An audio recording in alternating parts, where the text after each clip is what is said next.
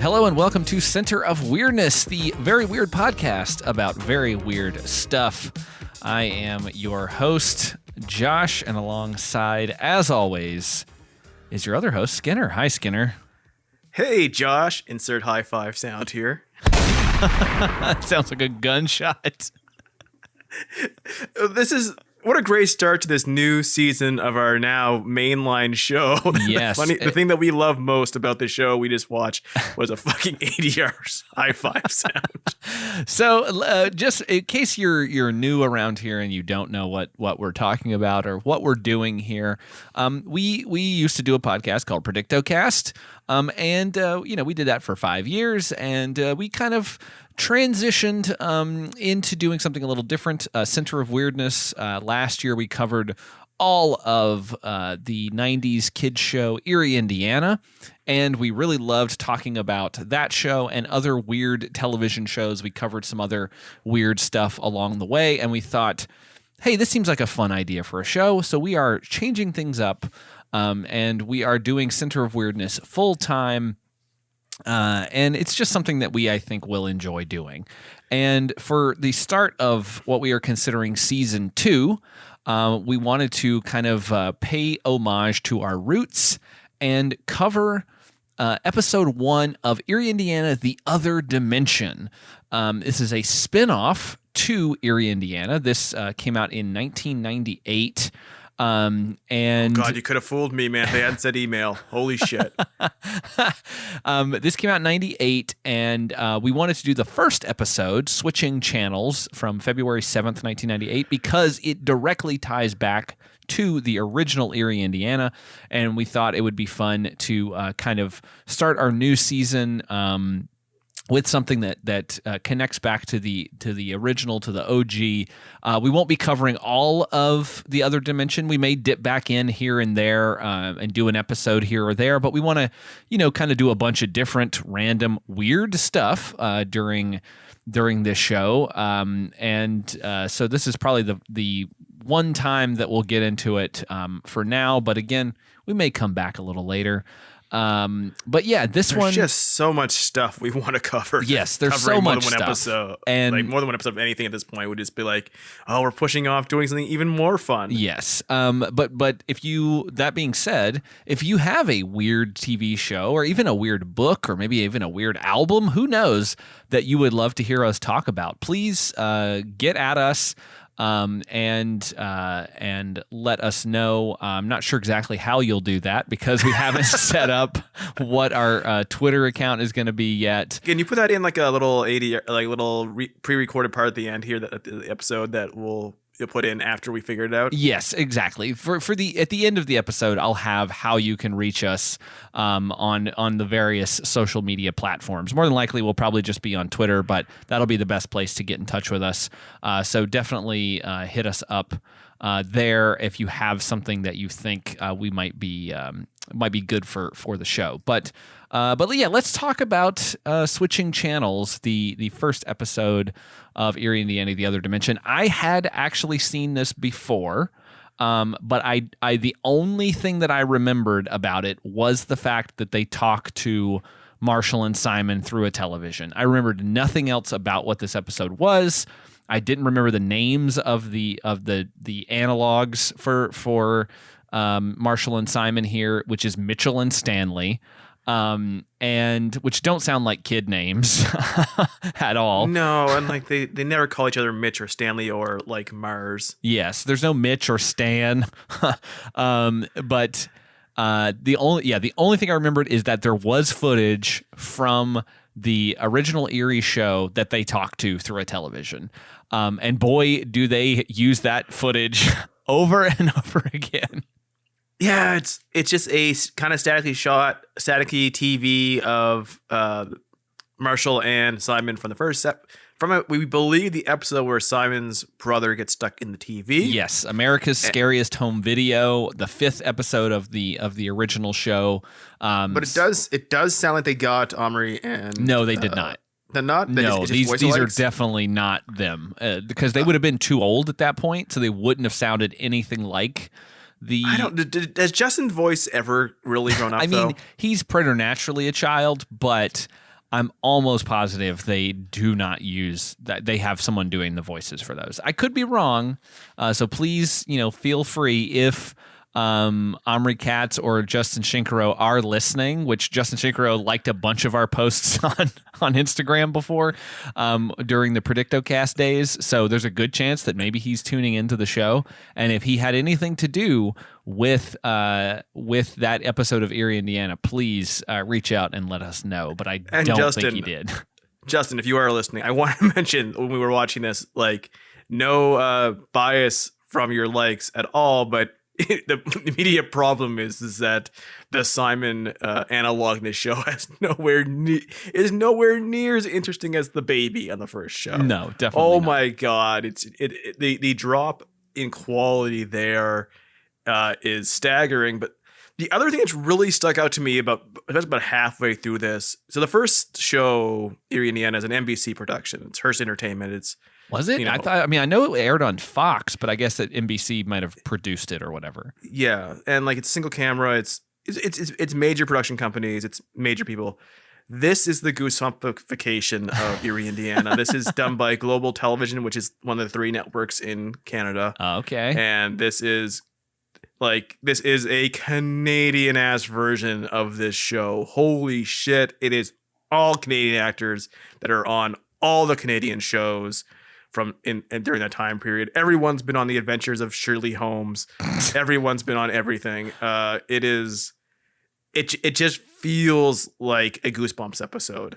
Yeah, it does have that vibe. We've covered Goosebumps on this show before during the sort of first season. We covered both an Are You Afraid of the Dark and a Goosebumps, which were both very Canadian.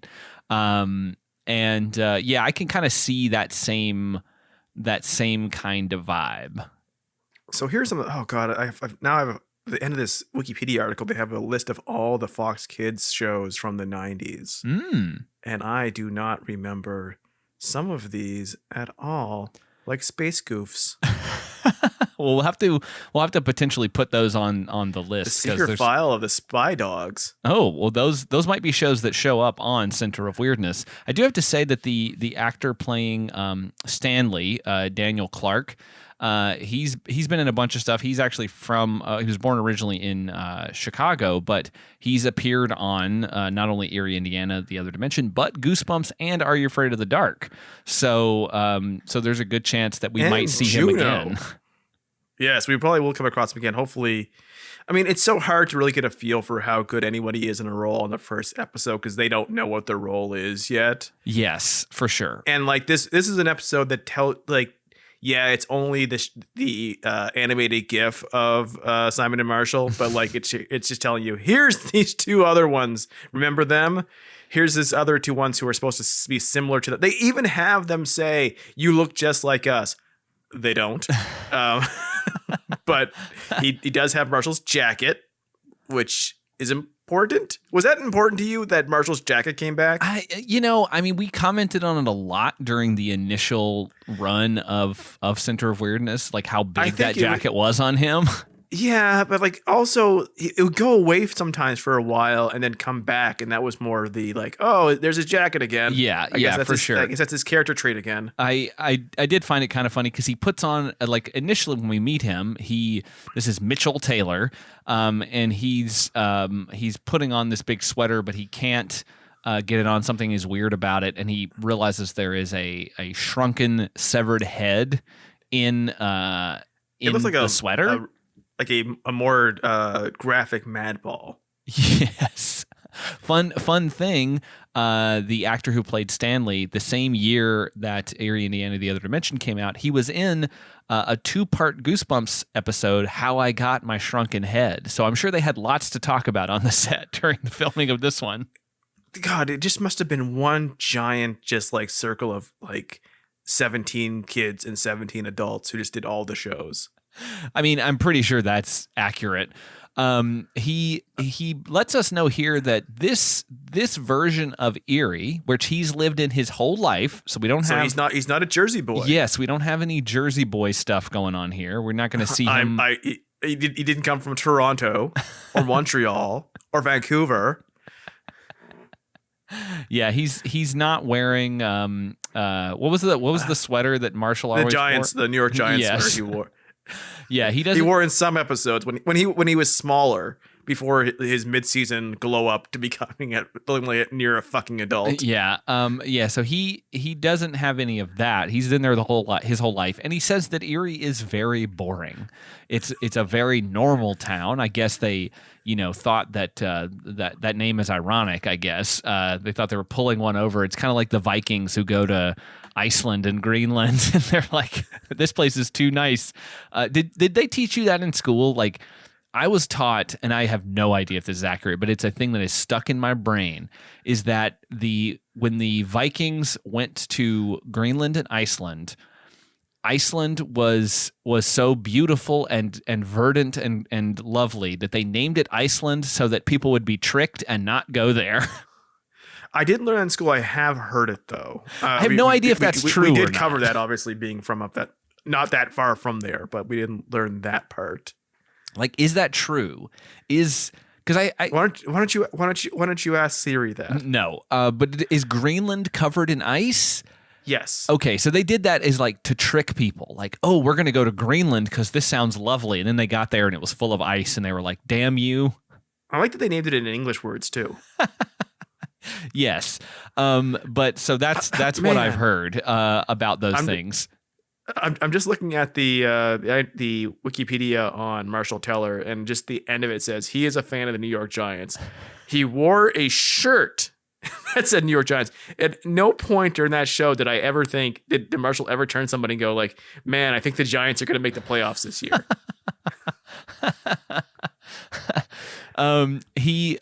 But yeah, so Mitchell tells us it's very normal. He tells us he introduces us to his family, which are kind of analogs to the folks that we got to know over the course of less interesting though. Yeah, I would say so.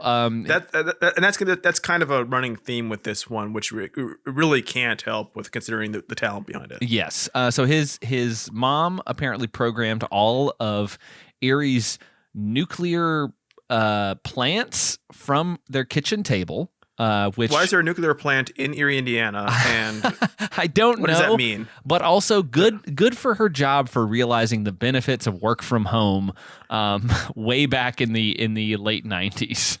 I mean, can you imagine like how if for the amount of code you'd have to send to program a nuclear plant, which whatever, over a 14.4 modem, just well, it's the exact way that Stanley and his mom apparently communicate. We find out a little bit later that Stanley is his best friend who he hangs out with basically because Stanley's parents are never around and he barely sees his mother, and they mostly communicate via text or via fax, he says. Fax and email. He later says my mom would respond to any question we have with a web link, which I love that he said web link.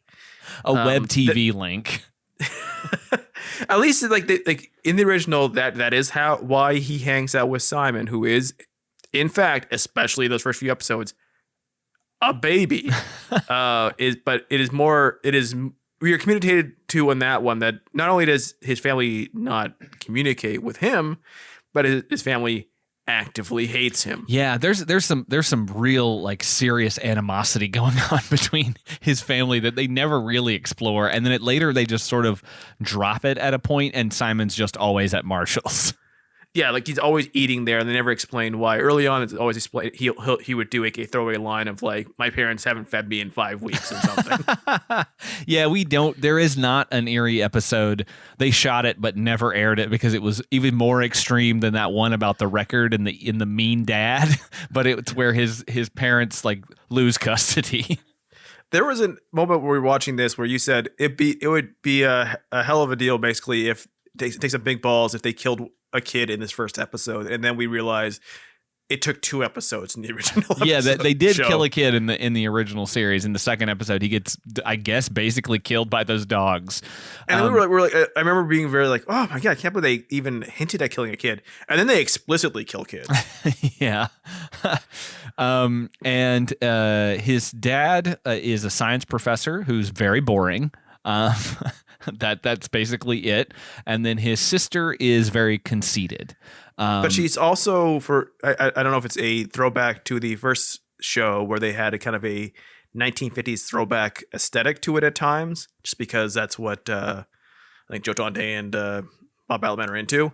But it makes less sense in 1998, 99 that she has this, like, her haircut is something that nobody at that time would wear. She's wearing a, like, going to go to the sock hop haircut. Yeah, it is. She does kind of have that vibe. She's probably, out of everyone in this, she is probably the most famous person. That's Lindy Booth, who's been in a ton of stuff. She started out as like a Disney Channel star, was in a couple shows there, and then went on to be in a bunch of random things. You've probably, if you know who she is, then you've probably seen her in stuff. She was in the Dawn of the Dead remake. She was on, I think she was on CSI New York or something, maybe Cold Case, Warehouse 13, NCIS, like a bunch of stuff. Was she on any episodes of The Adventures of Shirley Holmes? I don't even know what that is. It was on for years, apparently. She was on some show called Odyssey 5, which... Odyssey was on CBC. I'm assuming so. She was also on the Mutant X TV series, which we have talked about. We have talked about potentially covering at some point. I think her one of her big one was she was on the famous Jet Jackson. She was his friend on that show. Earth Final Conflict, which I've heard of. But yeah, one of her first roles was actually this show, as Carrie, the sister, and also in a show called Psi Factor: Chronicles of the Paranormal, which might be something we also talk about. There's just so much in so few months in the year that. And time is really dilated weirdly. Definitely, right now. We'll have to talk about Psi Factor: Chronicles of the Paranormal, because one, not only is it available to watch free on IMDb TV, which is great, ran for 88 episodes. That's a hell of a lot of episodes, and was co-created by Peter Aykroyd. I'm assuming Dan's brother. Yeah, there's all that. Dan Aykroyd was the host of all 88 episodes. Yeah, we're going to be watching that for this show. Put that on the Google Sheet. Also get Matt Frewer in a fair number of episodes. I think we're going to see a lot of Frewer in our run. Yeah, in general. That's not going to be a problem. We also get Barclay Hope in there, a guy who's been in several things that we've talked about at some point. I believe he was a dad in one of the movies that we've watched that might have had a dog in it, or might have been about Christmas, or might have been about something else vaguely related to those things. There's so much, like, oh god, like once again, the problem with this show is that we have too much we need to do. Yeah, that's the hard part, is that there's so much stuff out there. Oh, he was Barclay Hope, who is on Psi Factor, was also the dad in Piano Lessons Can Be Murder, the Goosebumps episode we covered back in October on Center of Weirdness. So yeah, that's like I said, this is going to be a thing where we're going to run into the same people. Even just doing one episode of a show at a time, that is over and over again. Yeah. Why was there a second Skulls movie direct-to-video? I don't know, but anyway, Lindy Booth, probably the most famous person out of this series, and while Mitchell is trying to eat breakfast, he pours a bowl of cereal, and suddenly the cereal spells out "Beware." And he is a little put off by this. And he kind of asks his family if they've noticed that anything strange has been going on. He also spots a frog in his refrigerator, which kind of is not really commented on. And you could have gone a little weirder than that. Yeah, you could have. I mean, it's possible that a frog could get into your refrigerator if the timing was just right on a lot of different little things. But yeah, he asks, and they're like, no, not really. They said the only weird thing they've noticed is a boy who hasn't cleaned his room in 2 weeks, which is a good rim shot little punchline there. I mean, they just burned him so fucking badly. That's right. Good thing he had that big jacket on to protect himself from those burns. We get a approximation of the opening credits. Very similar themes from what we saw in the previous ones, but not as good. Definitely not as good. It does have a Bigfoot washing car windows. It does have a Bigfoot washing car windows, which is actually paid off in this episode. We'll get to that a little bit later, but it also sets up a very sad life for that Bigfoot in this new Eerie that he's living in. We also see Elvis in the credits, which is also paid off in this episode. I'm glad they're saving something for later. And so this is when we meet our other little Simon stand-in, Stanley. And he says he also got a weird message in his pancakes, the blueberries in his pancakes, I think is what he says. But they are at Ted's cable stop to drop off the deposit for the new satellite dish that gets them 2,000 channels. It's apparently this big deal all throughout Eerie. These people's minds must be blown because as we find out later in the episode, they don't know what satellite dishes are. So the fact that they're just like, I want one. Yeah, like that's the weirdest thing about this episode. And it's really not clear until the end that this is a side universe that isn't our universe. No.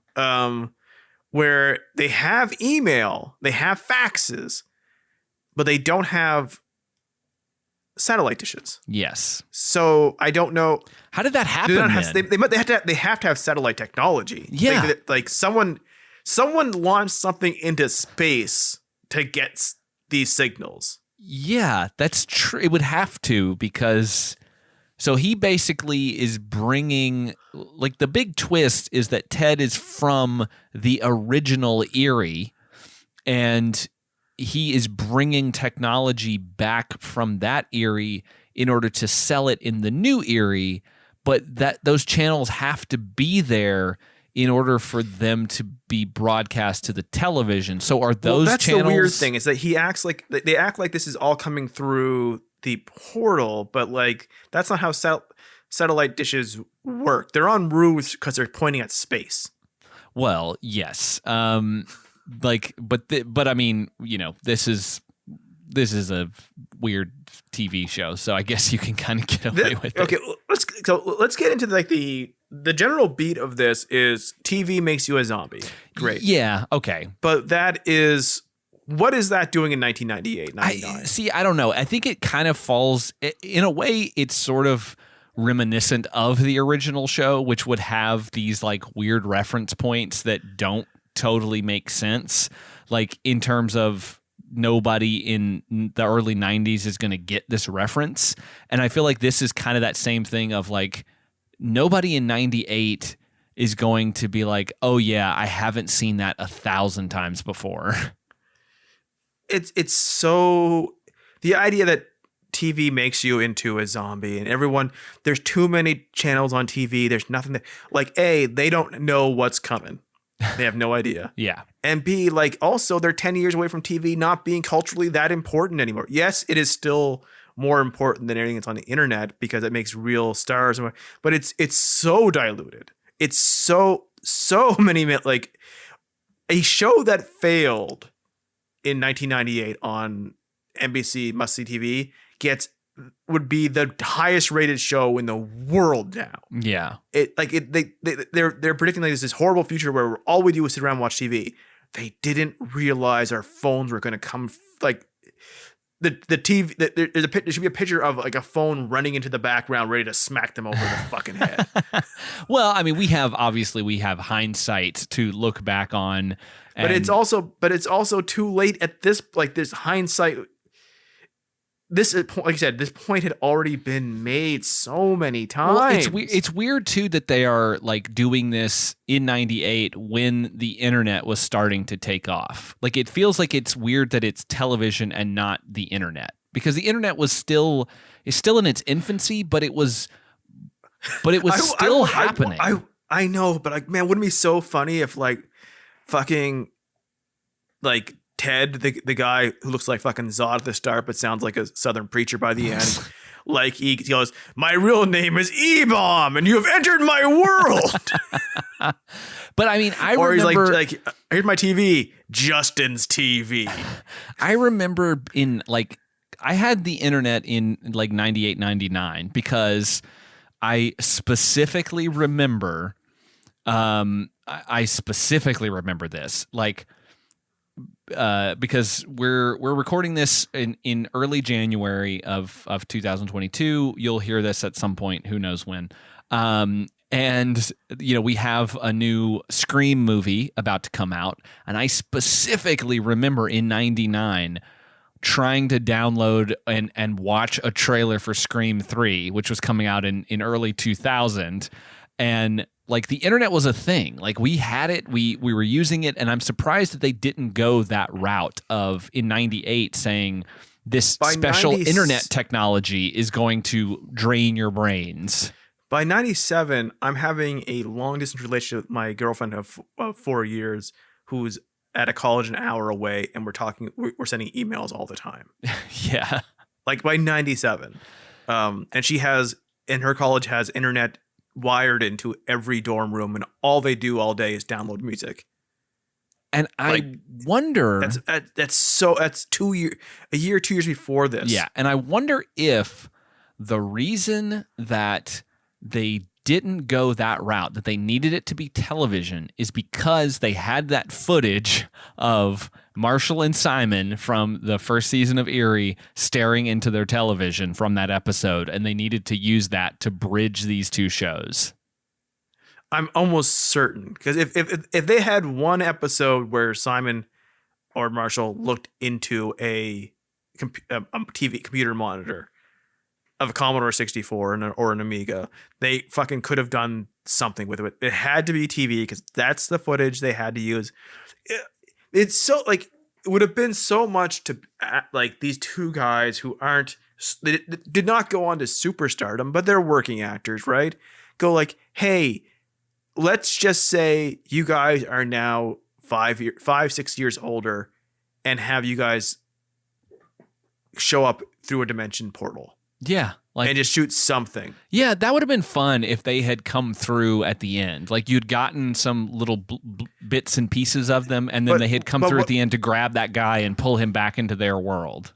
And because as is, what they're telling me is that Simon and Marshall are still their ages in 1991, 92, and their contemporary doppelgangers who they're talking to right now, who they're sending somebody back and forth between their two dimensions and everything like that, are in 1998. But we don't know that, because it very well could be. They have email though. They didn't have, like, they casually have email. Sure, but maybe this reality is more. It has email and internet adoption earlier. It's more advanced. But satellite television adoption later. Yes, they're like flip-flopped, more advanced in a weird way, because obviously if the mother can program the nuclear plant from her kitchen table, they obviously are more advanced than maybe another dimension might be. I wonder if they have any pandemics. I wonder if they have any milk trucks in this other dimension. There's no sense of impending, like, there's always a sense in the other Eerie that besides Marshall's parents, there's a sense that the other adults would kill Marshall and Simon if they had to, and the unnamed adults would absolutely kill every child in the town if it came time to. Yeah. So that I don't get that feeling in this like, yeah, we have a world of stuff. We have not John Astin, but he doesn't feel like he'd kill the kids. No, it's not menacing. Although I don't remember, was the other guy named Crawford? No, I don't think so. He was God, we said his name 1,000 times. He was Radford, the real and the imposter. That's right, Radford. Okay. So like, I think that, I think maybe we're supposed to think that it's maybe the same time, or maybe this is like a slightly different adventure that that Marshall and Simon are on, and maybe it's a little after the show, but it's still kind of similar, time frames. Maybe like they're a little bit more advanced, or maybe this one is also taking place in 91 or 92. We don't know. It's a little weird, but what basically happens in this show is that everything that's weird in the original are coming through a TV portal, much like Persona 4. So we have the Bigfoot come through. We have these weird. So instead of the basketball team in the first show, we have cheerleaders who put on latex gloves to drink milkshakes. Yeah. That's the weirdest part of the whole thing. That is someone's fetish, I'm sure. Some kid in 98 watching this show who's sort of starting to go through puberty is like, wait a minute, that's a thing that I'm into. So 5 identically dressed women in gloves drinking milkshakes. They're clean and they're pretty, and there's a lot of the same one. Yeah, they would totally put down tarps and have some fun with me. And then just disinfect afterwards. But like, there's the plot, but it's hard to, like, when you say like everyone in town becomes a zombie for TV, that you've basically told the plot of 15,000 shows, and that's what this is. We do have some fun things like Comic Sans font on a door. Yeah, sure. We have Thundercat Simba, which oh my god, incredibly sick. They flip through a couple channels. We get a couple when they meet Ted to drop off the deposit. One of those is the Jell-O channel, which I did not understand what that was because there was nothing happening on it. It just looked like a table with some microphones set up on it. So it's like a video podcast for Jell-O. What are like some ASMR, like hit the Jell-O and to see if it makes any noise? Yes, that's probably what that is. People sitting in Jell-O, I'm sure. People, talking. Putting on gloves and playing with Jell-O, talking about Jell-O, talking to Jell-O. Jell-O with like human teeth in it, like making mouth movements and someone voicing a character. There was also the Absurdist channel, which I think any of those Jell-O shows could have appeared on as well. Where he makes the joke, again, one of those jokes that kids would not understand. And it's supposed to be for, I guess, older people watching it, but it's not even as fun as the old, outdated stuff we got in the original series, which is on the Absurdist channel. They're still waiting for Godot, which I'm like, okay, you're just saying a thing at this point. You're just saying the name, like, it's not a reference if you just say it. No. Like, it's not a joke if you just say it. And so their parents, obviously, they get kind of they get sucked into the television. They talk to Marshall and Simon again, who again, same footage over and over again. Their mouths are not moving to the words that you're hearing. So it's just like little, and they put a lot of fuzz over it so you don't notice it as much. Maybe it looked really good on a 19-inch CRT. I'm sure that it did. But they say they have to work together because they feel like if they don't, it's going to create a weird issue where the eerie realities will blend together and it might destroy both of them.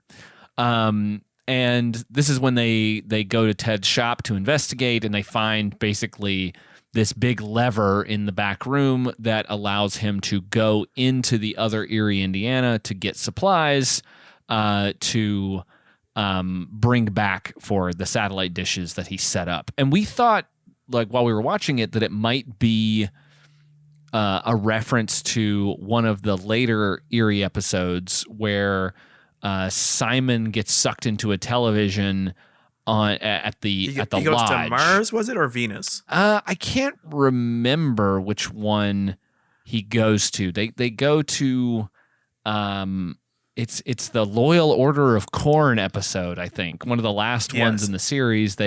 He goes to the lodge and gets sucked into a television to another planet, and it's a very fun, weird episode. But that episode was interesting in that it really started to kind of hint that they were going to start telling you more about what Dash X was. Yeah. And this show, having a crossover, people coming back and forth between dimensions, you think, here's a chance to make some sort of Dash reference. Yeah. They don't. Yeah. It is. And maybe it is down the road, but it does not appear from the credits or the titles or the descriptions of the episodes that they go anywhere with that. And it's all you have to do is put a kid in a great old man wig and put a marker on their back of their hands, and you have something with it.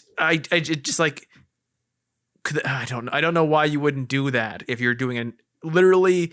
There's a kid in that series who's from another dimension. You set up the show as being a different dimension of Eerie, and you don't bring in the character who's in the original show who got there from another dimension. The only episode that looks like it could potentially have Dash X, and we might have to explore this at some point in the future of the show. There's an episode later on in Eerie, the other dimension, called Mr. Lucky, and it says when Mitchell wins a wishbone pull with a stranger, he starts leading a charmed life. However, Mitchell quickly becomes unhappy and decides to take the stranger to court. Now, it would be fun if that stranger happened to be like a Dash X analog. That could be fun, but I doubt it is that. But it would still be kind of fun if they paid some homage to the original show. But I have no idea if they will actually do that. Here's an episode that I think would be so much better with Simon. Episode 7, The Last Laugh. A gag writing genius helps Stanley become a master comic, but Stanley's new comic persona turns into a bully who insults people. I'm sure the gag writing is terrible. But if this brought back Scumbag Simon, yes, I would be so into it, because that is the best character in the original show. It's anytime Simon becomes an asshole. When he's wearing his shirt unbuttoned down and a gold chain and his hair slicked back, like, yeah. There's like 2 or 3 episodes of it, and every time it is Dirtbag Simon is the best character on that show. Yeah, it would be pretty awesome if that was the case, but yeah, I doubt that happens, but I don't know. We might dip back into this show at some point, like I said, but we'll see. Honestly, so there isn't really much else to say about this. When they get to the basically towards the end of the episode, they go and they confront Ted, and he's basically like, nothing can ever be stopped here, and he has his Ted is acting the fuck out of, like, the episode is just him screaming and doing this Southern preacher thing, and he goes so overboard. It's all you can deal with. So this is Canadian character actor Richard McMillan, who we will definitely see again because he's also on Sci Factor Chronicles of the Paranormal. One of the 3 things that Peter Ackroyd wrote on, which are SNL, Sci Factor, and nothing but trouble. Yeah, he's on an episode of Sci Factor as Roger Hanrahan. Also on FX the series, which is, I didn't know they made a series of that movie. He's also in Forever Night. We have to get our good friend Megan Sunday on to talk about that one. He's also in an episode of Are You Afraid of the Dark? Of course. Is he on Adventures of Shirley Holmes? It doesn't appear so, but he is on a show that we will definitely cover, The Littlest Hobo. Yes, that is definitely coming, and I'm glad he's on there. What is Myth Quest? Myth Quest. I have no idea. There's a show currently on the air called Mythic Quest, but I don't think that's what you're talking about. Myth Quest from 2001. While searching for their missing father, brother and sister Alex and Cleo Bellows are drawn to the actual myths. When entering the Cyber Museum, whoa, they encounter Gorgos, a trickster god who wants to destroy the world by constantly changing the famous myths. Is this guy on that too? Somebody from something is on this. How many episodes are this? It only appears to be 13. Holy shit. This has a cyber museum. Well, we are in this one episode, we found multiple shows that we have to cover. First episode, The Minotaur. Amazing. So yeah, he basically is acting up a storm here, chewing scenery. Doesn't even hear that they are communicating through the television with Marshall and Simon, because they've worked out a plan to basically go to their version of Ted's TV place, whatever it's called, Ted's cable stop, and to basically kill block the channel once he's gone through. So they start messing around with it. It creates a portal that sucks him through. We find out, I guess, before that he was a cable repairman in the other Eerie, and he was struck by lightning and sucked into a satellite dish, and then came out into the new Eerie, where a place where there are no satellite dishes. So he immediately found a niche market and decided to fill it as fast as possible. I'm sure that no one else would jump on him before too long on this. This leads to the worst part of this episode. You mean when he gets sucked into the television and becomes the Native American on the dead channel screen? Well, in a rictus screaming face while he screams, and in the background you hear Marshall say, "Just so you make sure that it is connected," he goes, "Hunt down the weirdness. Save the evidence." I'm like, man, your evidence locker never went anywhere, Marshall. Yeah, he like that. Those first episodes of that show is about him writing a letter to the president that's going to get sent in case anything bad happens to him. And yeah, he literally says, like, "Mr. President, if you get this, I'm dead." Yes. So another problem with this show versus the original is that the house is not a shithole. Yeah. I mean, they did obviously get rid of that as the show went on. But that first episode, yeah, they do live in an absolute just scumbag hideout. There's a scene in near the end here where they're walking around the stairs where the house is so nice and clean, like it's never this nice at any point in the first one. Even when they kind of gave up on it being a shithole, it's still a little cluttered. It still isn't so large. It feels lived in. It feels lived in. This feels like a show home. Yeah, a show home, like one that's been used for a dozen different shows. Yeah, but like the other thing I just realized, and I didn't notice this when we were watching it, but it just kind of clicked with me, is that in the original, even though they were all sets, and even though it was airing like or filming in like a back lot, they still went outside. And they never go outside in this show. They are either in the house, World of Stuff, or the TV shop. Which is weird because the show is named after the town. Yeah, they never really you don't see them outside exploring the town. Like the opening of the original is Marshall riding his bike through the town, seeing all the weird stuff. You see grass in the show. Yeah. And this one, I'm assuming that maybe it's just for the pilot. They don't have a lot of sets, and hopefully they actually have more an idea of outdoors in the show as it goes on. But it is very strange to see how kind of closed off it all is. It is a little strange. They do the Eerie, Indiana thing where at the end his family is back to normal and doesn't remember anything. Yes. They don't know anything about it. They do have the switch from the cable place that they're going to hang on to it, and they wonder what other weird things they're going to have. They also, this is where the aforementioned high five sounds like a gunshot happens. So, I don't know why they high five, but then they do. And it's just unfucking believably loud. Everyone in that room should have just their shoulders should have went up and their heads down. Everybody in that room should hit the deck. At what point did they not go, okay, we didn't catch the high five very loud on tape, let's do some Foley work on it. And what edit did they go it's fine that high five? They were in the sound booth trying to find the perfect one. They were using various other methods, and at one point a car backfired in the alleyway, and they were perfect, just go with that one. I'm not kidding to you guys. Josh was in tears over this fucking high five. It was just so loud and unexpected and very funny. Haven't laughed like that in quite some time. I mean, I was still kind of taken aback by Thundercat Simba. Oh yeah, yeah. I didn't mention that, but some of the other weird channels. But they do flash through a couple channels. They have a bunch of golf channels, of course, and then a evolution channel, which is this old footage of a monkey. But they do have a very strangely animated picture that looks like Simba from The Lion King, but his mouth is moving like Lion-O from Thundercats, and it's very off-putting.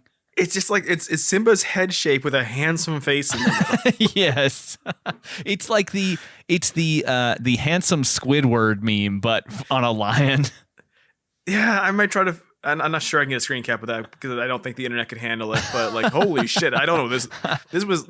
It's like someone put a fucking like 2013 meme in a 1998 show. Yes, and they wonder about what weird things they'll experience. They get a knock at the door, and of course, it's Elvis. Not as good of an Elvis as we got in the original Eerie. And he says he's their new neighbor, and his satellite dish is on the fritz, and he wonders if they have the Sandwich Channel. And then we get this weird, wild sax music on the soundtrack. It goes ham. This is Bill Clinton on Arsenio Hall level sax music. Why did this happen? I don't know.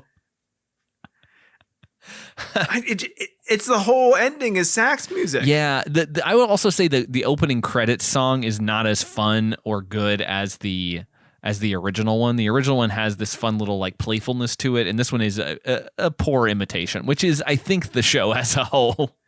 Yeah, but I mean, like, you could have ended like that him with the saying Sandwich Channel, which, by the way, we kind of talked about in the season 1 how it was getting long in the tooth to make all these Elvis references in the first one. Yeah. Because once again, Elvis is Still Alive was just gigantic in the 80s and into the 90s, but like it was a little too much.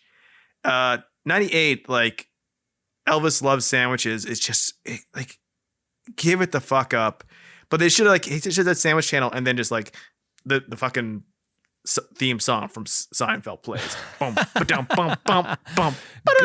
Good news for Elvis. There is a Sandwich Channel on YouTube. So, man, this whole fucking family must have lost it once YouTube came out. Yeah, I mean, I think that that's kind of, I guess, in a weird way, this kind of humor is sort of prefacing what YouTube would be, which is like all these variety of weird shit out there that you can just sit and watch. And like, I'm sure there's a Jell-O channel. I'm sure that there's a fucking absurdist channel. I mean, there's tons of absurdist comedy on YouTube. There's tons of just weird shit. Like we have a friend who will try to get on Center of Weirdness at some point in the future, who just spends a lot of his time finding the weirdest shit that's on YouTube and making playlists out of it.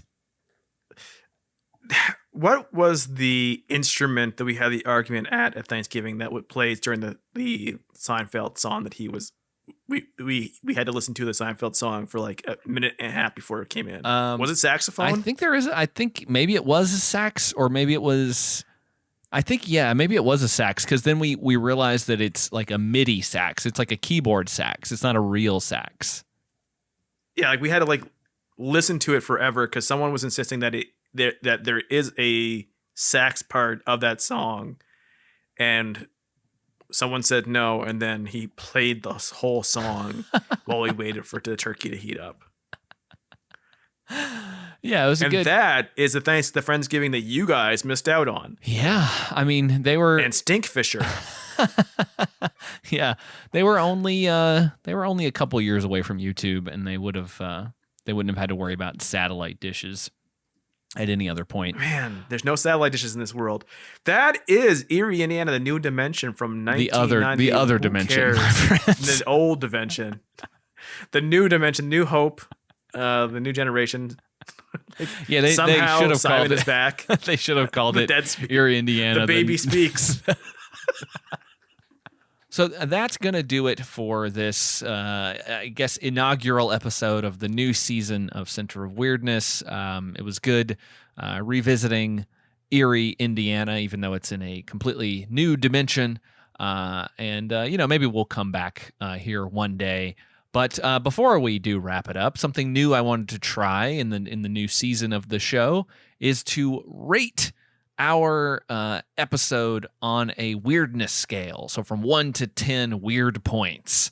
And I want you. I'm going to ask you when we post this to make some kind of graphic that's like a bullseye, where 10 is the literal center of weirdness. Oh, okay, all right. I like that idea. That's fun.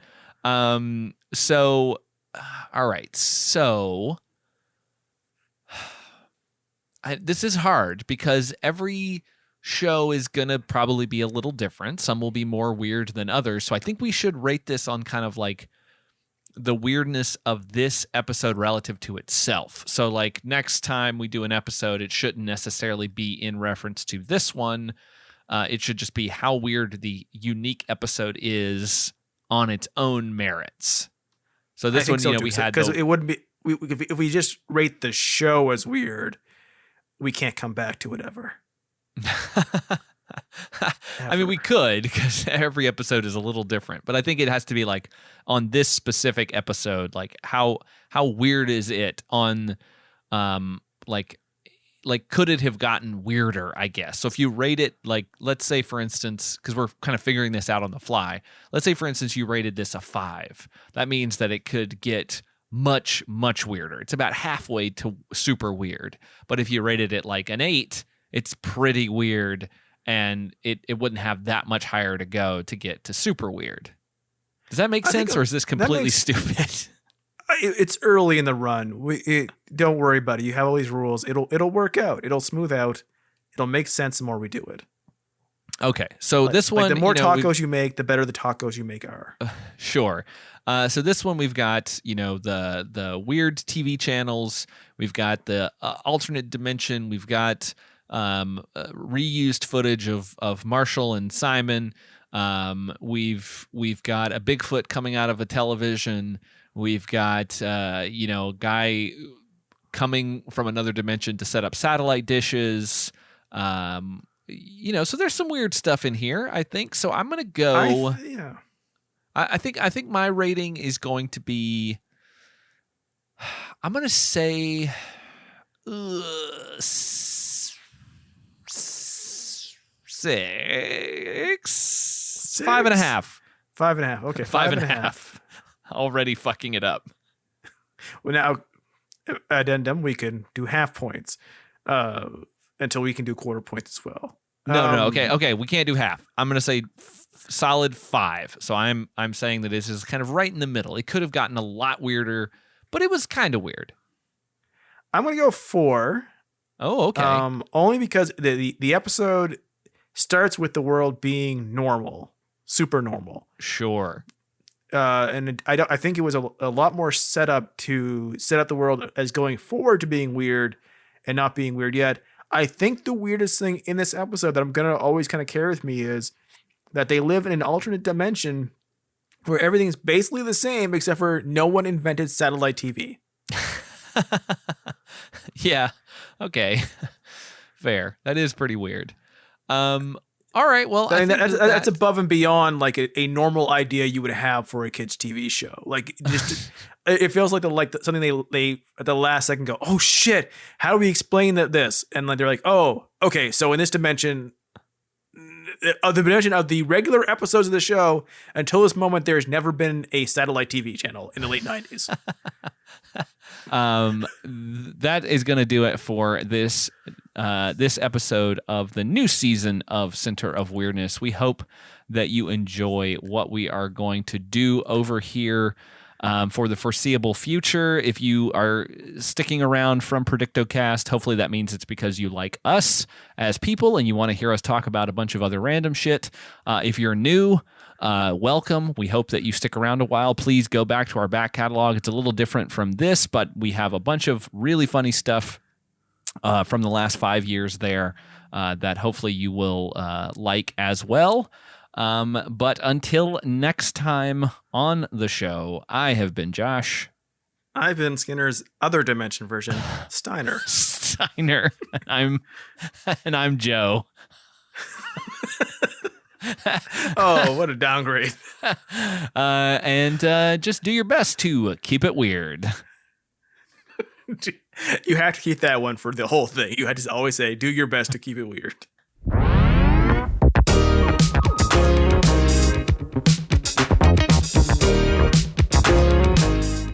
You've been listening to Center of Weirdness. If you like this show, rate and review us wherever you find it, but especially on Apple Podcasts. You can listen to every episode at centerofweird.com, where you can also find all of the old Predictocast episodes. And if you want to get in touch with us to tell us about a show we should cover, hit us up on Twitter at Weird Center. As always, thanks for listening.